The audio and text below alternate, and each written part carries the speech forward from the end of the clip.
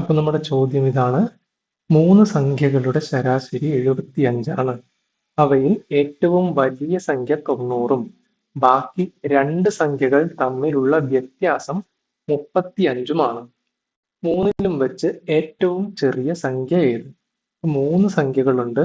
3 സംഖ്യകളെ നമുക്ക് എയും ബിയും സിയും ആയിട്ട് എടുക്കാം. അതിന്റെ ശരാശരി എത്രയാണ്? 75. ശരാശരി എന്ന് പറഞ്ഞാൽ 3ഉം കൂടെ കൂട്ടുക, 3 കൊണ്ട് ഹരിക്കുക. അതെത്രയാണ്?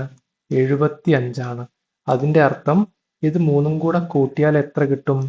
ഈ 75നെ ഈ 3 കൊണ്ട് ഗുണിച്ചാൽ കിട്ടുന്നതാണ് 3ന്റെയും തുക. അപ്പൊ 225ആണ് എന്ത്? എയും ബിയും സിയും കൂട്ടിയാൽ കിട്ടുന്നത്. A plus B plus C equal to 225. പിന്നെ പറഞ്ഞു അവയിൽ ഏറ്റവും വലിയ സംഖ്യ 90ആണ്. അപ്പൊ ഇതിൽ ഒരു സംഖ്യ 90ആണ്. നമുക്ക് വിചാരിക്കാം ഈ എ 90ആണെന്ന് വിചാരിക്കാം. അപ്പോ ബാക്കി 2 സംഖ്യകൾ 90 പ്ലസ് ബി പ്ലസ് സി ആണെന്ത്? 225. അപ്പൊ ബാക്കിയുള്ള സംഖ്യകളായ ബി പ്ലസ് സി കാണാൻ എന്ത് ചെയ്യുക? 225ൽ നിന്ന് ഈ 90 കുറയ്ക്കുക, മൈനസ് 90 ചെയ്യുക. അപ്പൊ എന്ത് കിട്ടും? 135 കിട്ടും. B plus C equal to 135.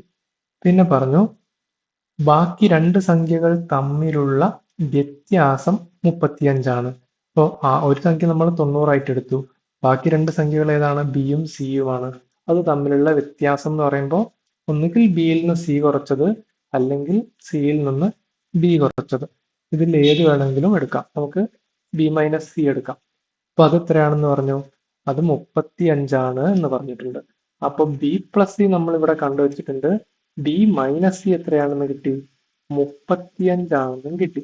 ഇതൊരു ഇക്വേഷൻ, ഇത് രണ്ടാമത്തെ ഇക്വേഷൻ. ഇത് രണ്ട് തമ്മിൽ ആഡ് ചെയ്താൽ ഇവിടെ ഒരു പ്ലസ് സി ഉണ്ട്, ഇവിടെ ഒരു മൈനസ് സി ഉണ്ട്. അത് തമ്മിൽ ക്യാൻസൽ ആയി പോകും. അപ്പൊ B plus B 2b plus സിയും മൈനസ് സിയും ക്യാൻസൽ ആയി. അപ്പോൾ ഇവിടേക്ക് പിന്നെ ഒന്നുമില്ല.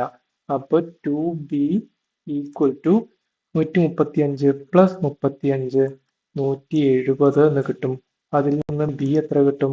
170/2, അതായത് 85ആണ് ബി എന്ന് കിട്ടി. ഓക്കെ, അപ്പൊ എ എത്രയായിരുന്നു? നമ്മൾ 90ആയിട്ട് എടുത്തു.